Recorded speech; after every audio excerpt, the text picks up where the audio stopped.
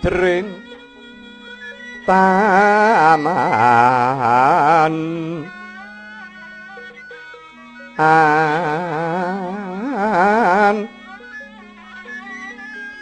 non sekar waras iki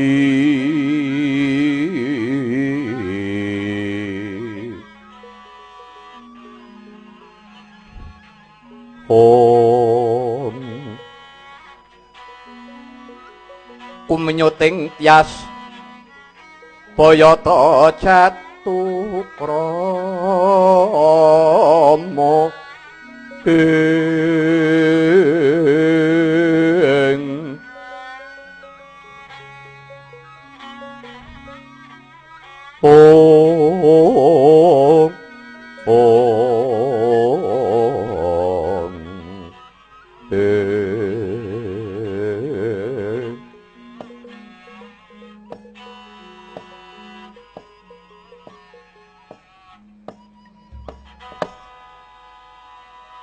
Sengkuni wonten timbalan iki ngadhawuh Kakang.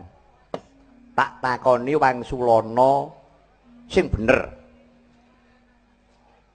Aja mbok tambahi, aja mbok kurangi, aturna apa anane.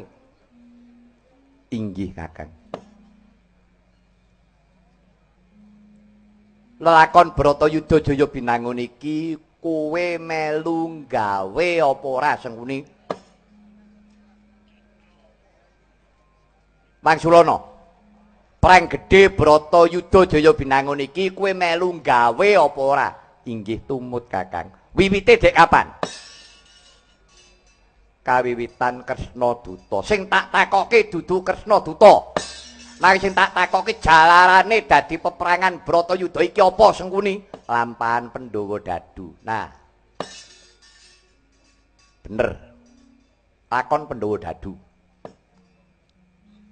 Sing gawe pawekan, sing gawe rekadaya Pandhawa Dadu iki sapa? Lho kula. Wong bandare kula. Dadi kowe wis ngakoni, sampun.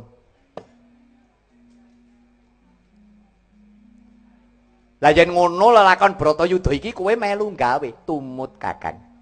Kula tumut ndamel. Dadi kowe wiwit saka Plasa Jenar kowe melu karo Mbak Yumu Gendari, kowe wis duwe angen-angen yen kowe kuwi arep bubrah tedhak turune Sang Begawan Abiyasa ngono. Ya ngono apa ora? Mboten ngaten. Lah piye? Wong nyatane lalakon kaya mengkene. Coba pikir.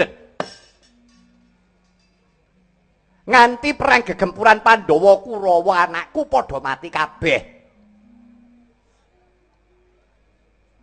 Coba saiki Wangsulana karepmu ki piye Sengkuni? Jroning atimu ki gegambaran apa? Dudu perkara perange sing tak rembug, nek sing tak takoni kowe gage Wangsulana, jroning atimu pengotak ati ing nalarmu ki janjane kowe kuwi duwe karep apa? Mangke rumiyin. Ngaten Kakang.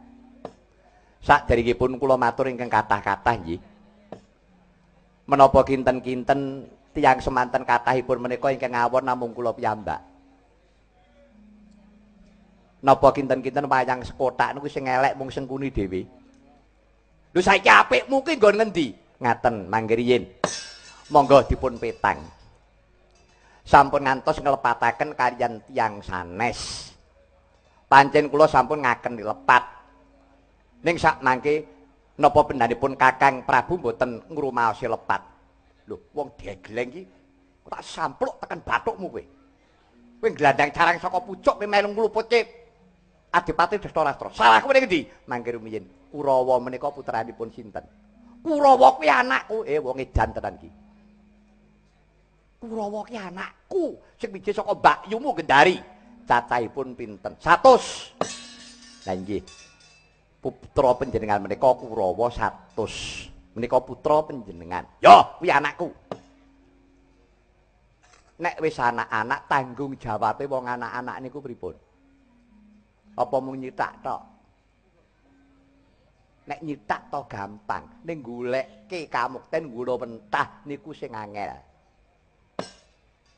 Mongko paduka rumiyin sampun paring dawuh kaliyan kula Sengkuni, telungane kowe sing awas mripatmu. Aku titip ponakamu Kurawa kuwi golekno kamukten. Ingkang dawuh ngaten sinten? Yo, pancen aku sing dawuh. Lah inggih, Duryudana niki dadi ratu sing ngrekadaya kula niku.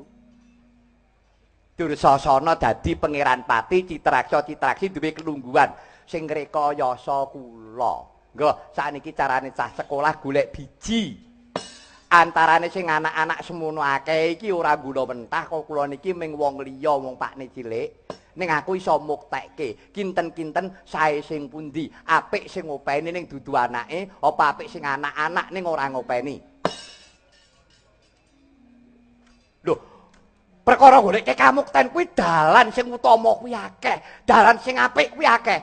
Sae utawi mboten gumantung ingkang nglampahi gumantung sesa-sesa sinten ingkang nindakaken. Sae tumraping kula dereng kinanten sae tumrapipun panjenengan. Ning damelan kula sampun rampung Kakang, kula panjenengan pasrahi. Anakku dadekno wong mulya, mulya kabeh. Ampun. Ning kula lepat Kakang, kula lepat. Ngakeni lelampahan dadosipun kados mekaten anggen kula culika anggen kula tumindak cidra ning cidrane Sengkuni ora nggo awake dhewe kula nggih muktekke putra panjenengan monggo dipun penggalih namung Kakang perlu kauningan Sengkuni dosane gedhe jalaran kula damel lakon kados mekaten glandang carang saking pucuk wiwit Pandhawa Dadu ngantos dumugi sepriki menika Sengkuni tanggal jawab Sengkuni dosa. Dinten menika badhe kula tebus Kakang. Dosaning gesang kula badhe kula tebus kanthi kula jumeneng dados senopati. Kula mboten purun nek Sengkuni iki mung mati kodhok, kula wirang, kula isin menungso kakehan dosa nek mati kudu bergagah.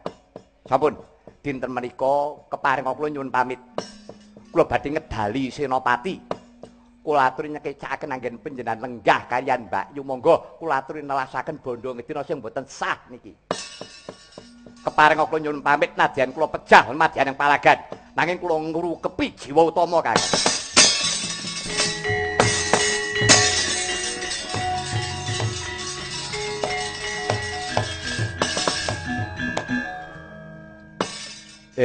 Ladalah. Gendari. Wonten dawuh sinuwun. Nek dipikir Sengkuni iki ya ora sak wutuhe salah ya.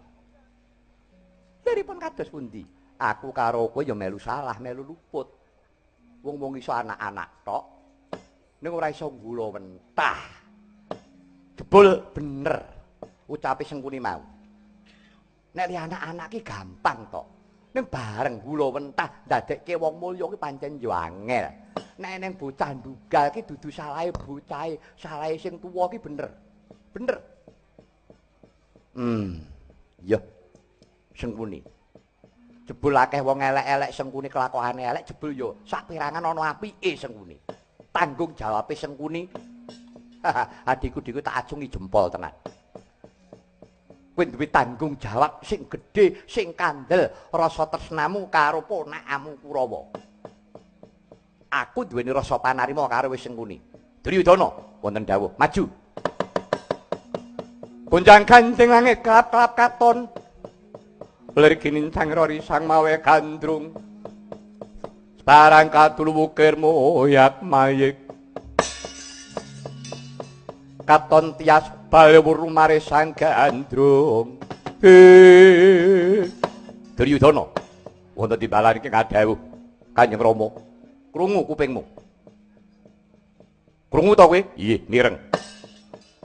Eling-elingen. Cateten ana telenging ngatimu sing muktekke Duryudana ki dudu bapakmu ning pakmu cilik Sengkuni. Mula Duryudana belanono pakmu cilik Sengkuni. Apa kowe ora isin? Apa kowe ora pekewo? Sengkuni kuwi gelem ngakoni marang kaluputan tumuli jumeneng dadi senopati ngetohke nyawane. Nek kowe enak-enak mung tetenguk nongas nangis ning ngarepku kowe getuni enteke bodho donya ngedina ora urung bakal duwe lara stroke. Mudeng. Iki Kanjeng Rama. Lho becik. Aku lila kowe mati ning paprangan.